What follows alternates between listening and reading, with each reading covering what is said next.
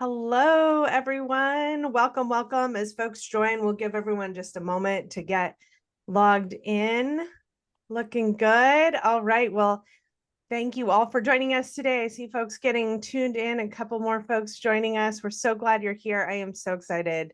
Today, we have some special guests. Karrie and Dawn are joining us from OneCause to go through all of the information that they have been culling and gathering through their auction data report. And I know this is the time of year that everyone is in prep for fall fundraising. Fall fundraising events are our biggest fundraising event season. So Dawn and Karrie, I'm so excited to learn from you today. Take lots of notes. I'm ready and see how this informs changes and evolution in our auction world. A couple of key announcements I just want to make sure folks know. We are recording today's session. We will distribute this out as soon as we have the recording. We will make sure that you have links and resources and information that is shared today. We also want to thank our education partners who make our education platform possible. Our friends at OneCause, the incredible auction platform and software for all of your auction needs. Our friends at the Fundraising Event Company, at ZP Productions, and at Golf Status for your golf events. Other things to note, we have future webinars coming up. Our next webinar will be next month with Feather talking about the nonprofit marketing survey. So we're excited to learn from them as well. So as we kick it off today, I thank you all. Please drop your questions in the Q&A or the chat. We want to make sure you are getting all of the information you need to help you with your fundraising events.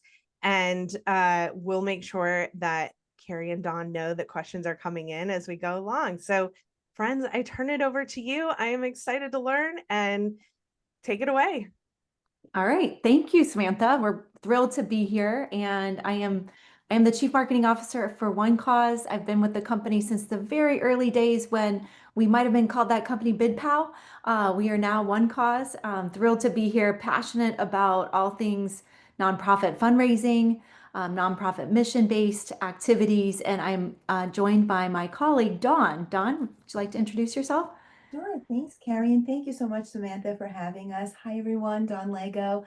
Um, I've been with OneCause for a very long time, not as long as Karrie, but almost 16 years. And I just feel privileged to work alongside all of you. I love the event space, and I will admit that I am a data nerd. So super excited about our conversations today. Okay, great. Well, let's go ahead and kick it off. I appreciate everyone's time. We have a full agenda.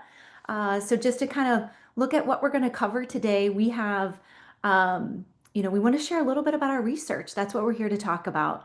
OneCause invests in research with Edge Research Company out of Washington, D.C.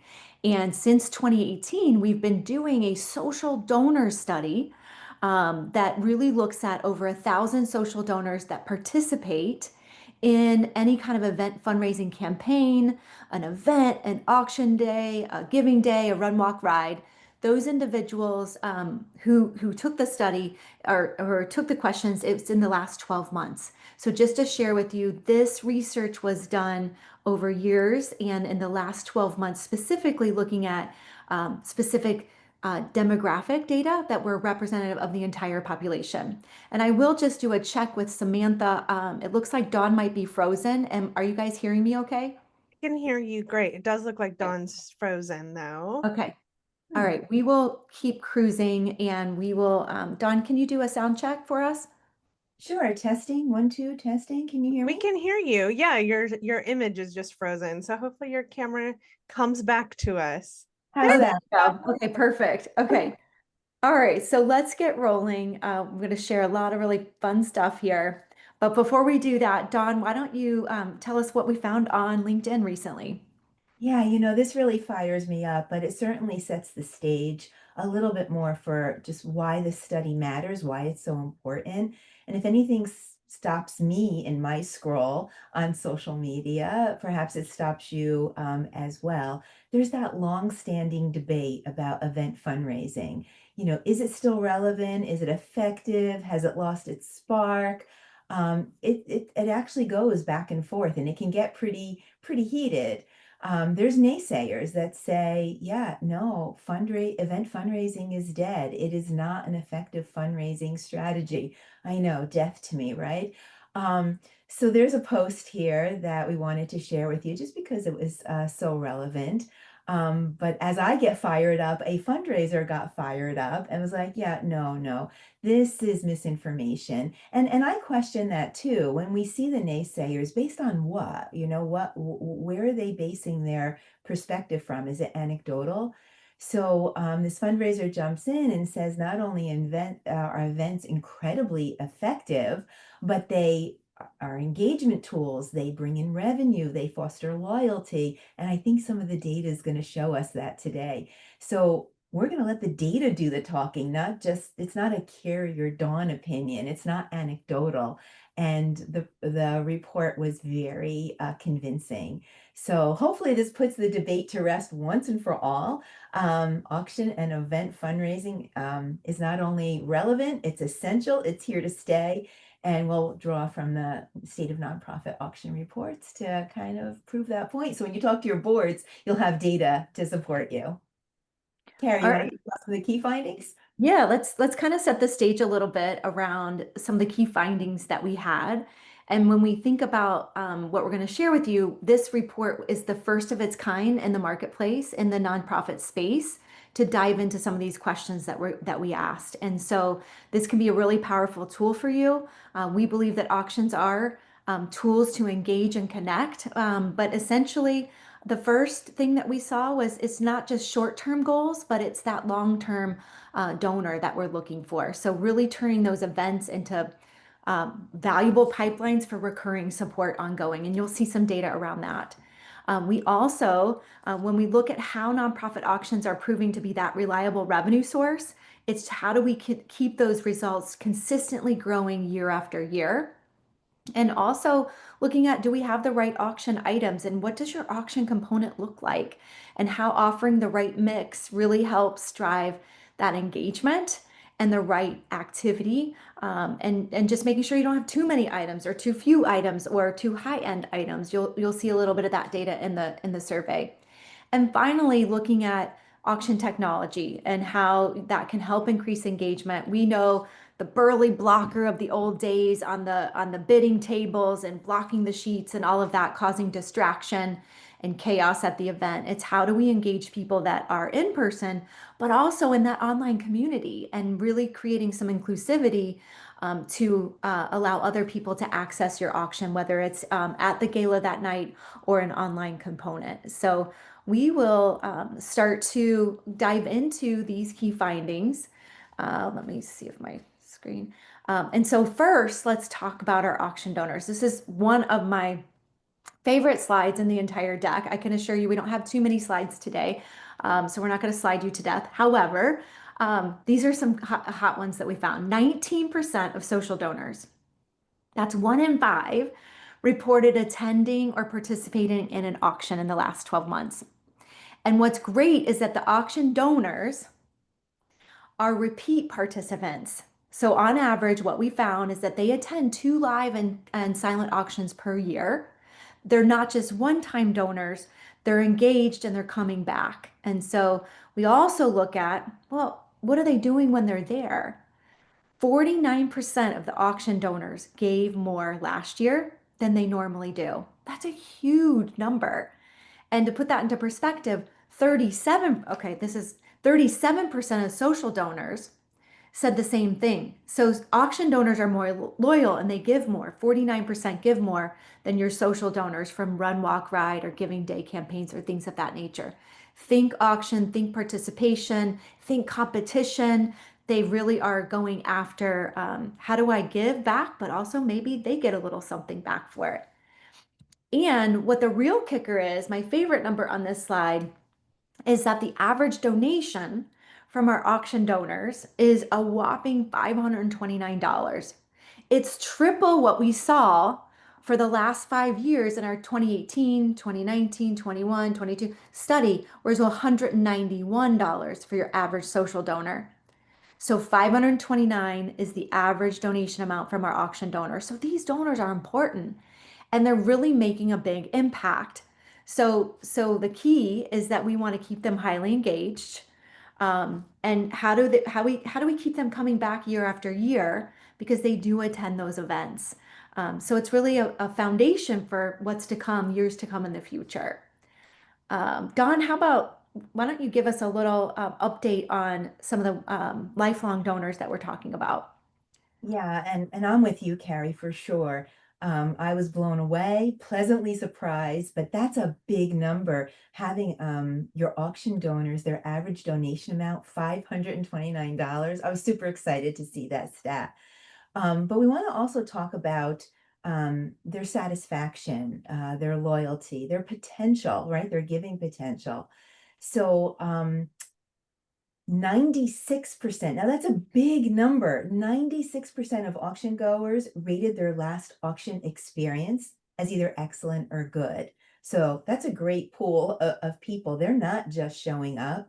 They are loving the auction experience. I know I love the auction experience. So, I'm really not surprised. So let's drill down a little bit more. I think some of these numbers are going to impress you, and it explains why 96% are rating their auction experience so high. So 82% of auction attendees said they would come back for another event with the same nonprofit, 82%.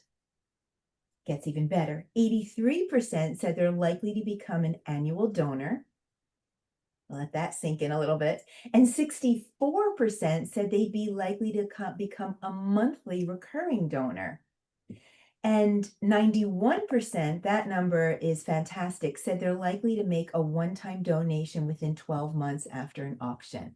So what are all these numbers telling us? I think that they're pretty impressive in that auctions aren't just raising funds for today, but they are literally building a foundation for that sustainability, for that ongoing support. They're driving both immediate revenue and that long-term giving. So we have to make it easy for them, right? Carrie, you want to take that Yeah, topic? and I would say the number that really sticks out to me was that 64% of them become that monthly donor, which is big. That's what we're looking for is, okay, how do we engage those monthly donors, those recurring donors, and keep them coming back?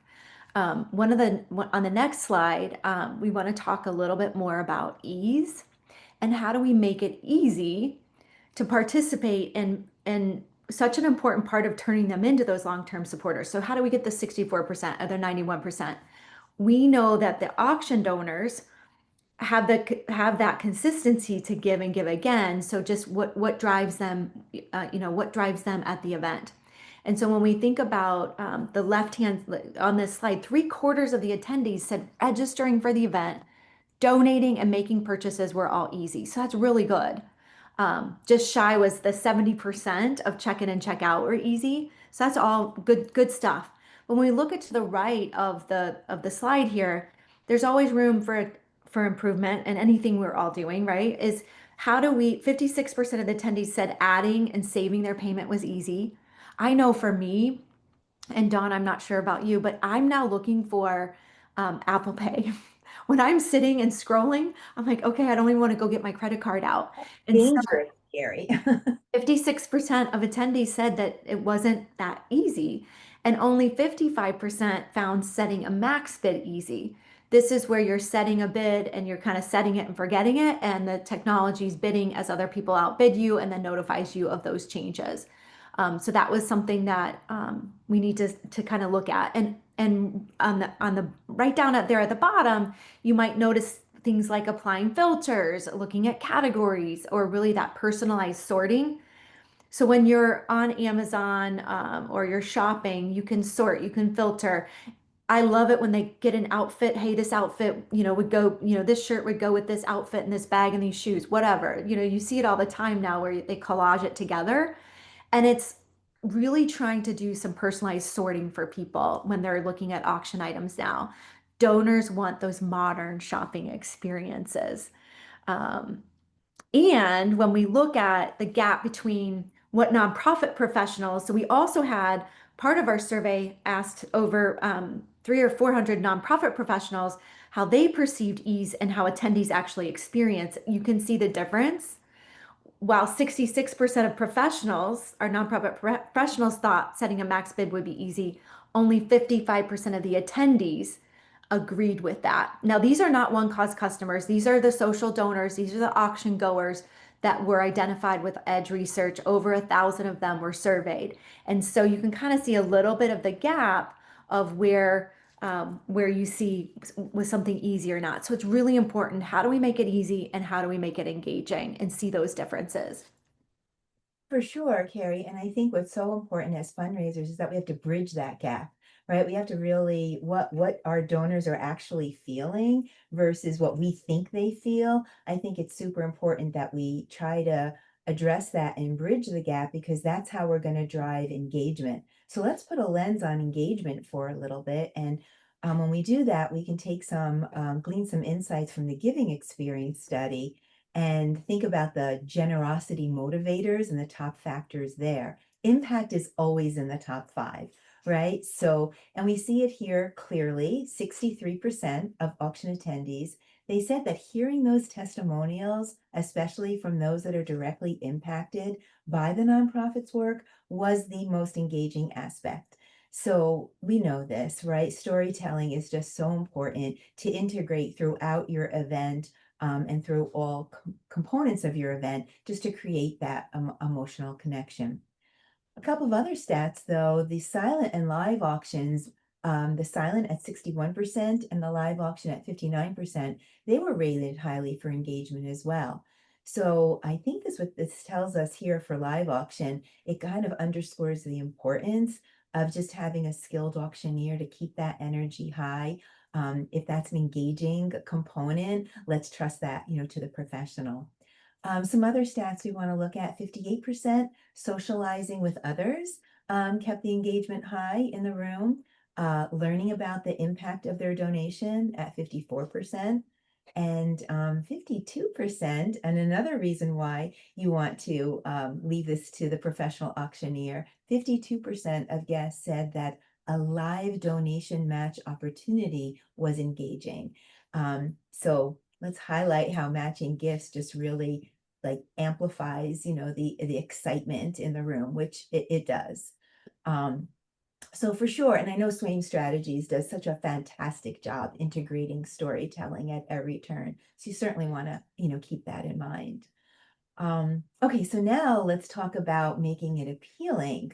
How do we connect our auction goers who are hopefully engaged with our auction to drive revenue? Well, we're going to talk about that live appeal moment, that donation moment, whatever it is that you call it. They are powerful components to auctions.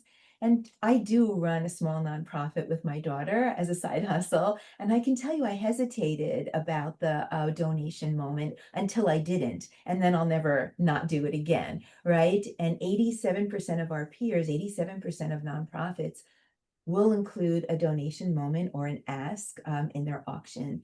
And will further say that they're not just nice to have, they're essential, they're must-haves, they're driving impact. So now let's look at this. 62% of auction attendees said they did make a donation or a pledge during one of these live appeals. That's a good group of people that are getting involved right there. So it just shows when done right, your auction goers are going to participate in that appeal moment. Even better, 65% of professionals said that their last live donation appeal, and I can attest to this, actually met or exceeded their revenue goals. I personally was part of that 65%, and I was tremendously surprised. So the appeals are not only engaging, but they're helping organizations reach their fundraising targets. So let's put it all together, right? When you combine the appeals with those heartfelt testimonials, and you bring in the real stories of people's lives who are being changed by the work that you're doing and by donations, just create that magic in the room, a moment that resonates with all your attendees and your auction goers. It is by far the perfect combination to get everyone in the room invested in your cause and ready to give. Yeah, and I can attest to this too, Dawn. I work with a small nonprofit 2 doors down from where I live, And we have done a small online auction since COVID, since the 2021, 22, and then we went in person and incorporated our auction in person and online. And then this past year in April, we said, okay, let's get an auctioneer. We're going to make that investment. And the whole committee, it's all volunteer because this is a small organization that is based, 2 doors down from my house in a neighborhood. And we're like, I don't know. And we made the investment and it was so heartfelt. We raised, I think it was $49,000 that we did not even think was going to be in the room based on all of our people in the community that were attending. And so you'll be surprised when you do tell the story and engaging people about the impact that the dollars will make. It's a personal testament. I know it works really well. And I know coming from whether you're a small, medium, or large nonprofit, this is a great way to really increase the revenue, and the investment is worth the effort for that great speaker. I'm going to go ahead. Dawn, I think that we were headed into revenue now, I Yeah. believe. We're gonna talk about the power of the auction and the impact on the revenue that they have. And when we did this, nearly 40% of the nonprofits say auctions make up 10% or more of their fundraising revenue overall, which is pretty big. It shows, it really shows us how integral that they can be with your strategy, whether they're online or in person. It's not just a nice to have, but it is a key revenue driver. I know that one of the things that we also look at, what's encouraging to see is that 77% of our nonprofit professionals that were surveyed reported seeing consistent or increased revenue over the 12 months before the survey. So looking at 90% expect their auction revenue to remain stable or increase in the coming year. This just highlights the auction activity, the long-term fundraising strategy that you might have, especially when you think about our economic and market conditions that continue to evolve every single day. We just, when we look at that, it's something to keep our eyes on. The other thing, if I can get this to click 1 second. Interesting. Organizations are hosting multiple auctions throughout the year to build that ongoing engagement. So they hosted on average 2 live and 2 silent over a 2-year period. And so this is just how do we get different types of events more regularly? It doesn't have to be that one and done big gala or big event. It can be a small, online auction in December to clean out that swag closet you might have, or to grab items that might have been donated throughout the year that you don't want to hang on to. So it's not just that single event, it's how do we drum up some of that year-round engagement. So wanted to share those stats. We thought that was pretty interesting from the study. A couple other ones that we want to share. This is actually data from our OneCause fundraising platform that I thought that we would share today. And when we think about auction revenue and bidder participation, you think about, okay, what are the quality of items? That makes a huge difference. And when we look at the auction participants, 90% of them placed bids on items, and 46% of them won items that they were bidding on, something that they were bidding on. And then the middle number is one of my favorite. I think this is just depends on the size of your event, the scope, what you're doing from your auction standpoint. I'm sure Samantha from Swam Strategies has some thoughts here too, but we saw 67 items up for bid. That was the average that we've seen with our data. And of the items that were bid on, that 5 to 6 bids each of those items. That was the average. So you want to see that kind of activity. And the Burley blocker days and the paper bid sheets, you might be getting 1 or 2 and scratched out and the third person comes in, if that. And so the key to all of this is raising more money than the value of the items. If you have the exact value or the average value, we see about 134% raised to the items that are being bid on. Samantha, I know you popped back on camera. I was going to ask you a question about this. I'm curious, the 67 average number of items on auction, do you have any data around if that was online, silent, live? Like, Or is that like collective, all their auction That's items? collective. Okay. Yeah. Yeah, that's collective. So it's that would be something good for us to dive into on our next round, is look at what was in person, what was online, and all of that. But yeah, I think that's a good question. I think it's also important to look at the ratio of the number of items to how many guests in the room. If you have a 3,000 person event, 67 might not be, the right number. But I think the most important thing out of it all is knowing your donors and what resonates with them. For me, it's quality over quantity for sure. But Yeah. that 130, almost 135% raise to item value, I love that number. That's certainly increased from over the years. Yeah. These are a couple different stats that, I mean, we're full of stats today. So I promise you don't have to be taking notes, that you'll get access to the study and all of these data points. But I love just, this is actually looking at what makes items enticing. We asked this question of the 1,000 donors, the 1 in 5 that participate. What do they want to see? What kind of mix? What kind of preference? And it's that mix of high-end items and affordable items to include everyone. So 53% of the auction goers want those multiple affordable options.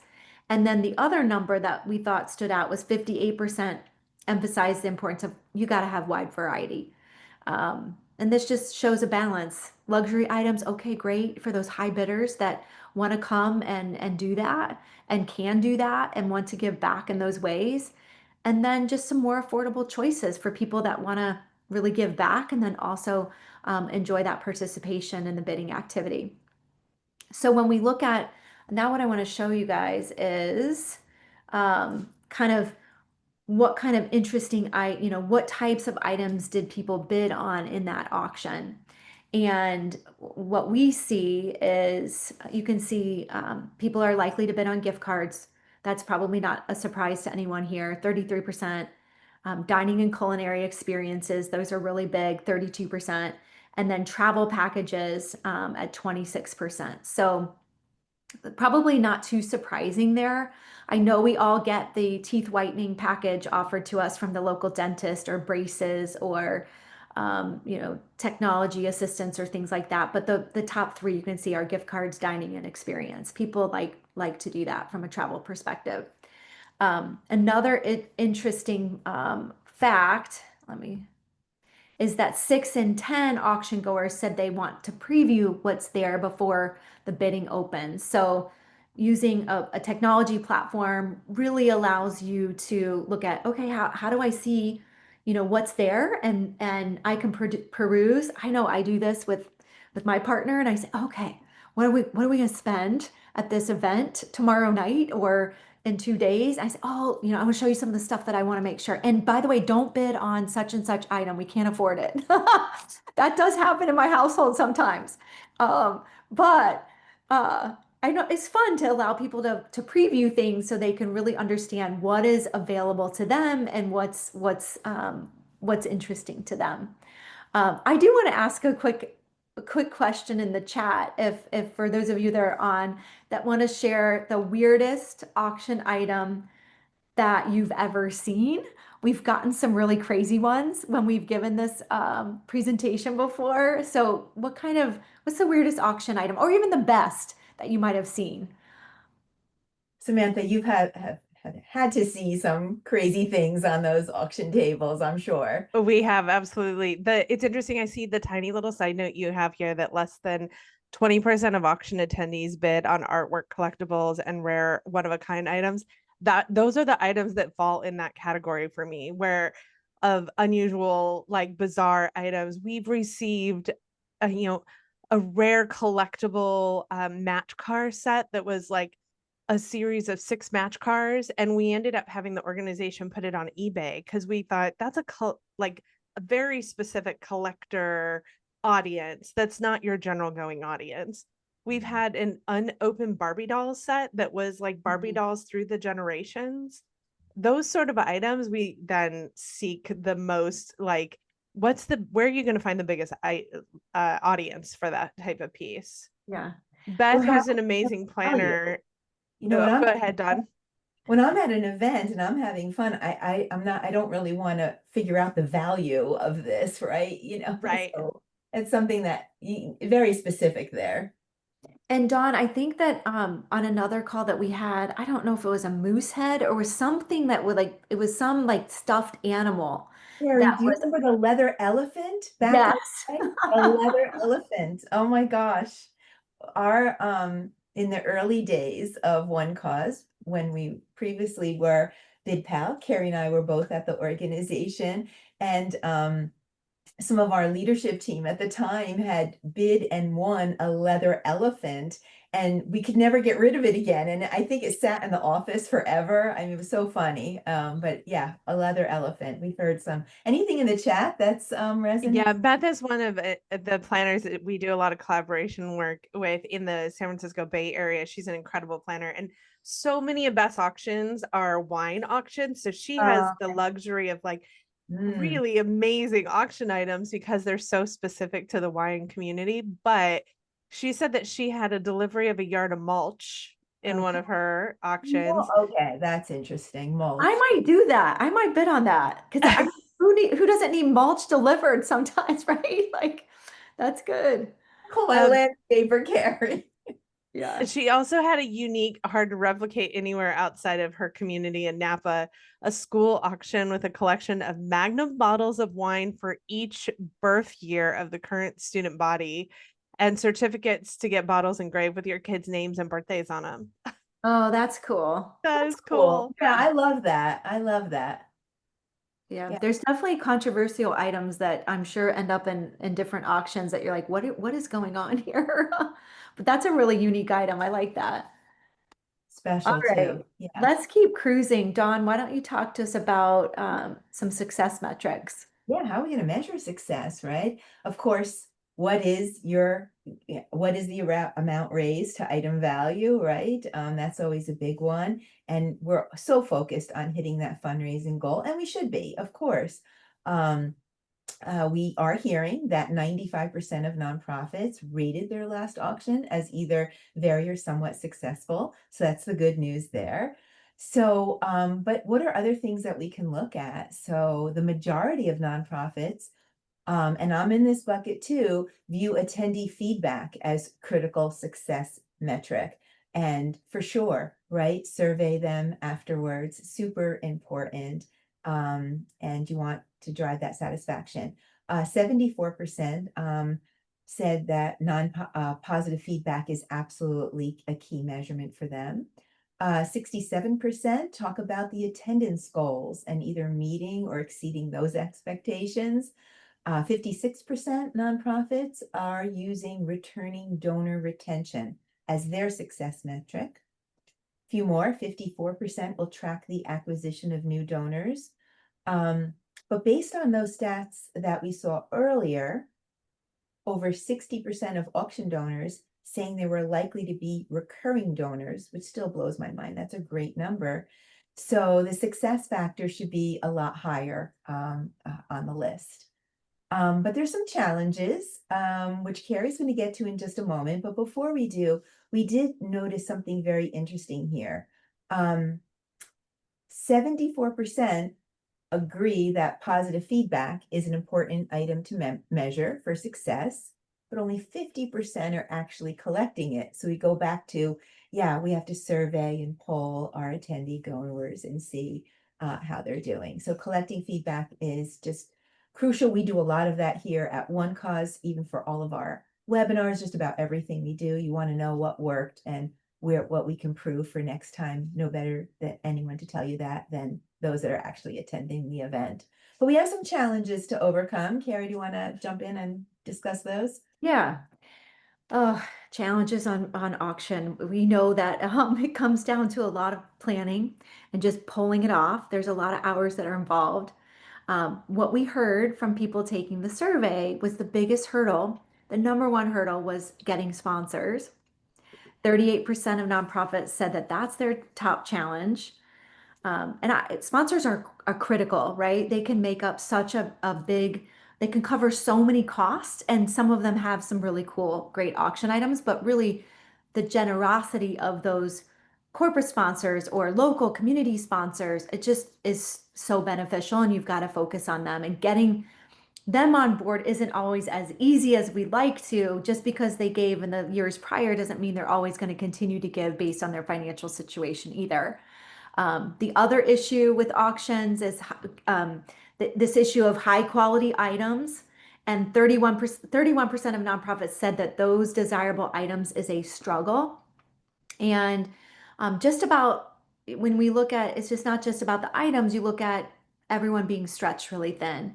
And we know at nonprofits, it's typical, it is very typical, but we heard 30% of organizations said that the planning takes a lot of time, short on resources, and things can start to slip through the cracks. And especially at smaller organizations, how do you balance the budget and then also the staff and delivering such a great event and putting on that great event? And what resources do you need to be able to pull that off?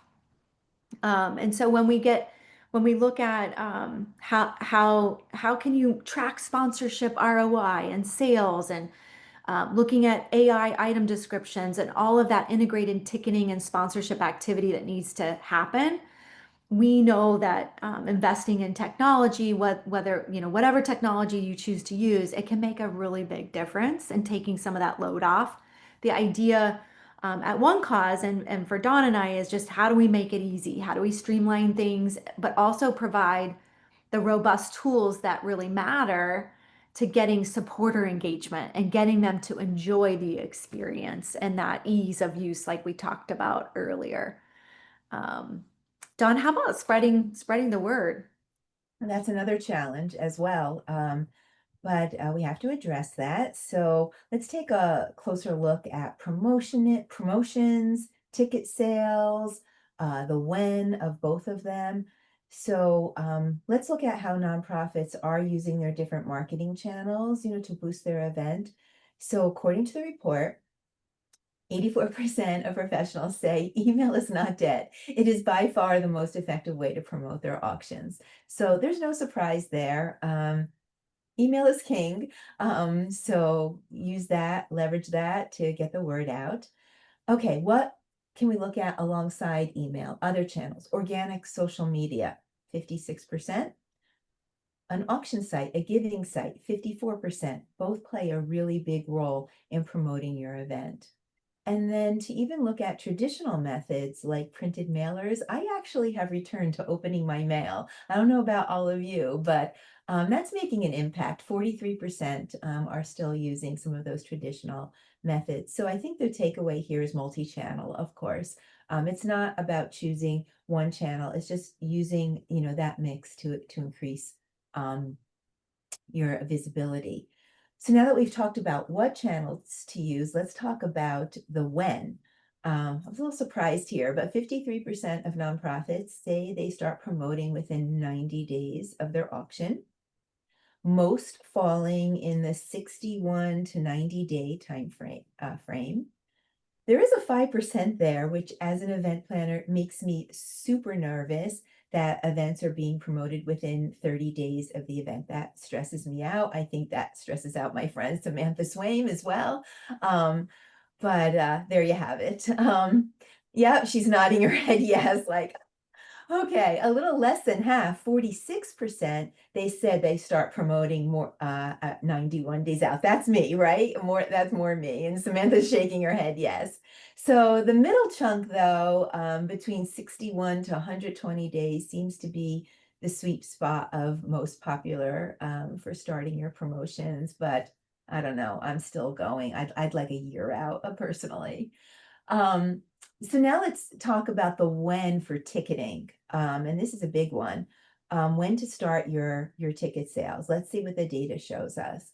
68% began selling tickets within 90 days of their event. 33% selling tickets between 31 and 60 days out. 27% within 61 to 90 days. I don't know how that's all resonating with you. I know the event planner in me, is longer, but I think opening ticketing sales early really gives you all the chance to just expand your outreach and the opportunities It will generate interest early, and just, I think, ensure the stronger turnout, especially if you're challenged with filling that room. 30% of organizations even start selling tickets more than 91 days before the event. I like that. That sets nonprofits up for success. Plenty of time to see how you're doing, see who's in the room, drum up excitement, test out different tactics. Like some things we've tried ourselves here at OneCause: group rate tickets, promo codes. Um, we are having a conference in September. Sorry about the shameless plug, but this year, for our conference, we tried the group rate tickets, and yeah, they are selling well. So there's no harm in applying that, to our events. Now let's dive into the types of tickets, right? There's all sorts of tickets, and I would encourage you all to think out of the box here. There is an average of 2.3-ish different ticket types for your auction. Individual tickets are the most common. 57% are offering group sale tickets that we just spoke about. 46% are offering VIP ticket packages. So those are some things to think about. And I wouldn't be afraid of discounting tickets. That is definitely a tactic to attract guests. 15% of nonprofits are providing discounts using a code. I think it makes you feel, I don't know, I love a coupon, I love a good sale. You're just getting a little something off. And 13% offered a discount just for early registration. So those are, some things to think about. And I think it's important here, and what the data is showing is to provide that range of tickets, meeting people where they are, can really appeal to a wider variety, definitely create inclusivity and community, and just speak to all donor sizes, shapes, and all wallet sizes and shapes. One thing I'll mention, Dawn, on the discounted tickets, one of our friends at Human Rights Campaign, they do national dinners all over the country, and they do tickets for first-time purchasers. And they tried that out in the last year and a half, and they did some individual invitations with their board members to new people. So they mass blast, everyone, you got email blasts that go out and communicate. We heard that on 2 slides before, right? Email is the number one way that people are communicating. However, they decided to do these individual messages and giving a first-time purchaser discount code. And so that was bringing more people to their events in each individual market that they were going after. So I do think the discounted codes are interesting. We don't see them used as frequently because you can see the 15% bought their ticket with a discount code, but I think it's something I would be thinking about as a new idea. Or to test out, just test Yeah. the waters and then survey, sure, afterwards. But I'm a big fan of pre-sale tickets, like, you're going to a concert or something as well. All right, let's keep cruising. I think we just have a few more slides to wrap up. Let's switch to some fun. How are attendees really valuing the technology features that they may be interacting with? And what we saw in the study was 50% of those attendees, those auction attendees, like to preview the items. We talked about that before. That's a must. People want easy to read receipts with the tax deductible information on them. 53% said that was important. And then the outbid notifications and setting a max bid were just shy of half of the auction guests said that those were important. The other thing that I'll share is that looking at it by generation, and this is really important as the younger audiences continue to enter the workforce and enter giving more. And the last two in that previous chart that you saw, fixed price and buy it now, and item recommendations, that might not have looked very impressive overall until you look at it by generation. And so we know that younger audiences are eager for easy things, to have instantaneous gratification sometimes. And you look at 65% of Gen Z and millennials, they want to know, they want to text. 61% just want to buy that item. They don't want to waste their time. And 59% of them wanted to know, what are you recommending to me? What's my outfit going to look like? What are the items on Amazon can I purchase that might be something I might be interested in or need to check out? So those features were all things that were resonating with some of the younger audiences. So, you know, just thinking of that when you're looking at technology and what can engage and create ways to make it easy for your donors and your supporters to experience the event in a positive way, just to keep them engaged. So with that, I will cruise on to overall recommendations, and we can wrap up and open it up for questions. And Karrie, I have to say though, it's not just the younger generations. That gets me all the time when at Amazon or wherever I'm shopping online and they recommend things. I spend far too much money, which, is not good for the home front, but it is good for your event, right? If people are spending more money. So, And um, don't you guys see that on, you know, here in Chicago, we go to Portillo's. That's where I live in. I go to Portillo's once a week with my teenage son. Anyways, they're now, everything's right there. The features, big pictures, you're ordering online, and then you're going into the line and getting your food. Or now when you're at the grocery store, okay, you're queued up in the aisle like the old days, but now you're checking yourself out. There's so many things that we've gotten accustomed to since the pandemic that we're all just like, yeah, that's easy. Oh, yeah, I can do that. And so it's how do we keep incorporating that into our everyday life, but also having the opportunity to tell the stories, to connect with people and engage and have a good time together to support that mission. So, Don, I think you were going to cover a couple of these recommendations on this slide. because that was a lot of data, Yeah. and there's more data in the report. We didn't want to overkill you with the data, but what I love about this particular report this year that and my colleagues Sarah, Sebastian, and Karrie put together was we're constantly being told, do this, do that. You have to think about this, think about that. The challenges. Karrie went over that with them. But it's what are we going to do? So we did put together a whole collection of actionable recommendations to help all of you. We want to help you improve your auction strategy, give you more confidence in your events, and just enhance overall engagement and revenue. So these practical tips, they're all based on the data. They're not anecdotal, all based on the insights that we just covered, and they really can guide you for greater success and connecting really deeper with your donors. So first, when it comes to items, the balance is key. You have to know your donors. Quality, I think, is over quantity. Try to offer both high-end and the more affordable items. And if you have to, the dental whitening kit, just to make sure that you're attracting the diverse crowd. You want to ensure that there's something on your auction for everyone to bid on so that you can engage them. And can't say it enough, just know your audience. Unique local items might be good. So if you're a school, I think having some of your students make the items. I think handmade items are always precious.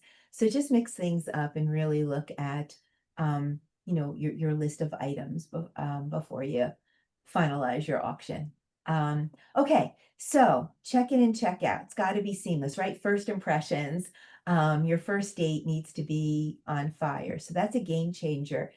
There's one more stat here. I'm so sorry. 70% of auction goers say that it's essential, right? So try to think about digital check-in, using tap technology when it comes to fulfillment, shipping, or flexible item pickup times. Nobody wants to stop that dance floor from rocking. So just make sure the process is smooth and stress-free. Their very first and very last impression needs to be perfect. It's a small change, but it can make a big impact on that satisfaction. Let's talk about younger donors, especially the Gen Z and millennials. They want a smooth ride, right? They want a digital experience. It's all they know. They live in digital. So outbid notifications, I think Karrie mentioned them. Buy it now options, item suggestions, which gets me all the time. So that transcends any generations. That really hits the mark. So tools to keep them engaged, increase that participation. Ultimately, it's going to raise more money. Okay. And what we think works great in auction doesn't always match the attendee's experience. So things like setting a max bid or saving payment info, it may sound really simple to us, but attendees may struggle with them. So keep them in mind. That's why it's important to ask for feedback after the event, test things. If you have a giving site, super important to maybe pull in your volunteers or board members and have them go through the giving site. Does this make sense? How does this experience feel? And continue to enhance and welcome that feedback so you can tweak the process based on all of your findings. We mentioned earlier, it's so important to close the gap between what they're actually feeling and what you think that they feel so that you can drive engagement and then drive revenue.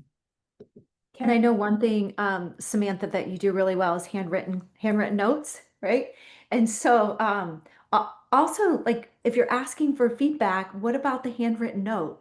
And what about the communication with that? Hey, thank you so much for coming. Take the survey. You could do a survey, asking them for the survey there, or just simply saying thank you. And when that survey comes in their inbox, oh, I really like that organization. They did such a good job. I'm going to give them feedback. Or hey, they really care to reach out to me and show that gratitude. I know we're not doing a webinar on gratitude, but I know that just thinking about the feedback survey, it's how do you wrap in that gratitude from the event too? All right, let's keep cruising. All right, so I will, when we think about testimonials, super important from hearing the stories from the nonprofit, hearing attendees go and tell us that this is the most engaging part. You got to make sure the story's really good and you share that mission and that impact so that they're inspired to give in that appeal, but also just to keep connecting and coming back. 64% of auction attendees become recurring monthly donors. So how do we keep them sprinkled with that message of what your mission is all about? 89% of nonprofits promote their auction at least 2 months out. So just making sure that we're using email, social. I love the text messaging, but you don't want to overuse it. But it is another way to like drip that, make sure you register soon kind of message. And then we have a couple more on here. Let me pull them up. Leveraging fixed price and buy it now, especially for our more immediate generations that want that instantaneous gratification of getting something and winning it. And then lastly, really looking at utilizing AI as your friend. I know we didn't talk a lot about AI in this presentation, but thinking about how do you continue to incorporate that's really important, whether it's in your technology or you're using ChatGPT or Perplexity or one of those. I know as a marketer, I'm using it every day now. It is a lifesaver, and you can really turn AI into working for you and your own voice. And the one thing that I love about it is it just gets you going. It doesn't have to be that sentence you exactly use, but it's just like, boom, here's some quick advice. And oh, I'm going to tweak these two sentences. Dawn and I do it all the time. And I just encourage you all to AI is your friend. Karrie, have you used, I know we didn't go into AI, but have you used item descriptor with AI? I mean, what a life saving, who wants to be up till 2 o'clock in the morning writing item descriptions and trying to be creative about, the latest package? So that's another whole webinar though, I'm sure. All right, so to close out before we do Q&A, we got a few minutes. I'm not going to review every one of these stats. This will be a takeaway for everyone. It's kind of like, bite-sized data nuggets from McDonald's. But this is a handy slide for some quick reference items. Some of these numbers we've shared throughout the presentation. Some of them might be fresh and new that we might not have, but this is some good stuff just to highlight and think about as you kind of take away from this webinar today. We are excited to share the data. One of the things that we're excited about is because this is the first time we've asked auction-specific questions in our giving experience study with the 1,000+ social donors, we're going to continue to think of, okay, how do we layer onto this?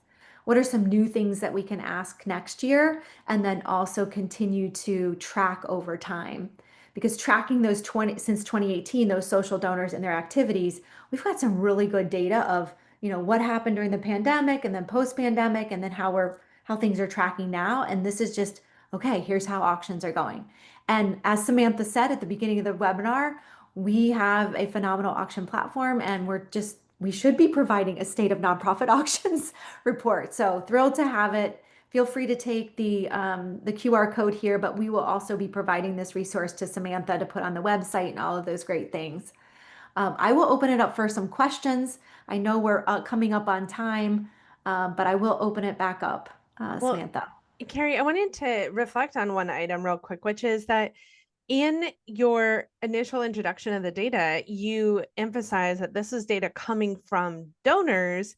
And I look at this information and think that is fascinating to think that so many donors indicate that their preferences and priorities and needs and auction, and suspect that all of those numbers would reflect higher coming from the nonprofit, the organizers, to see like, how does text, well, as a donor, I might not really care if you text me or not, but as the planner, I might see that text actually has an impact on my giving. So I'd be interested to see that added layer of, well, what's the result that the nonprofit sees in some of those tools? Because your tool, the OneCause platform, has built into it AI tools, it has communication tools, it has so many resources for us to be able to have catalogs online and have online bidding platforms. And so there's so much that has evolved in the auction technology world, and you all have been leading so much of that charge that I'd be interested to see the same questions in the nonprofit side, see the impact that they're experiencing, because I suspect Yeah. that the donor's response is probably lower than the nonprofit's impact that they see. I think so. I think that's right. I think on one of the questions we did ask, yeah, the nonprofit thought it was higher than what the donor actually rated. So I think just keeping and with that survey, we call it the Nonprofit Pros survey, and it's like keeping that group of professionals that are taking it. Okay, how do they rate versus 1,000 donors? And it is different. I mean, and it's also sometimes from a professional standpoint, it's anecdotal, because we don't have the bandwidth and time to look at some of the data or the feedback. It might be just, okay, here's what we think we saw, but it's how Right. we really dive in and look at the numbers behind it. Well, I think that the information that you had about consignment, about online auctions, about being able to have auctions even separate from your event is a really useful element of this report as well. Because I think that one of the things that we've seen starting to trend is that organizations are thinking about, like you said early on, more than one a year, and how they're maybe doing each one different depending upon their audience and knowing their audience. So it's exciting to see that you have data coming from the donors. So rarely do we get data from the donor side. I look forward to seeing how it evolves and how we continue learning and growing from it. I want to make sure our guests know about a couple of resources. One, because sponsorship as an element of sort of stress in the sector ranks so high, I'm going to make sure that linked to this webinar, we'll send you a link to some resources around sponsorship as well. And I want to make sure folks know about the Raise conference, because that is coming right up in September. And I encourage folks to join us to check it out. If you are unable to join us, Dawn and I will be partnering up together with Raise Nation Radio and the Fundraising Elevator podcast to capture lots of content and interviews. But being there in person, being able to talk to experts, 54% of our guests today indicated that they are not using a professional benefit auctioneer yet. If you want to meet a professional benefit auctioneer and learn the impact they can make, join us at Raise. There will be many there to connect to. So we encourage folks to join us in September. Go ahead, Dawn. Well, and we want everybody to come because you're speaking again. You're such a strong voice at Raise, and we can't thank you enough for your support and your sponsorship. You'll be at our sponsor pavilion. You'll be everywhere. I think there's 3 of you, Samantha. You'll be in the Yes. broadcast studio. You'll be speaking on stage, and you'll be at your sponsor pavilion. So another great reason to attend Raise. But we have a little gift. Amplifier 25 will give everybody $200 off their Raise tuition. So hopefully that's a little bit of a help. Amazing. Well, we will send out that code. We will send the link to register. this webinar will be blasted out to everyone, and we thank you for joining us today and sharing all the data. There's so much more in that report that we'll make sure that everyone has access to the report too, so you can go through all the information and figure out what applies best to you. Thank you all. We appreciate you. Samantha. Thanks, everybody. Have a great day, everyone. Bye. Bye.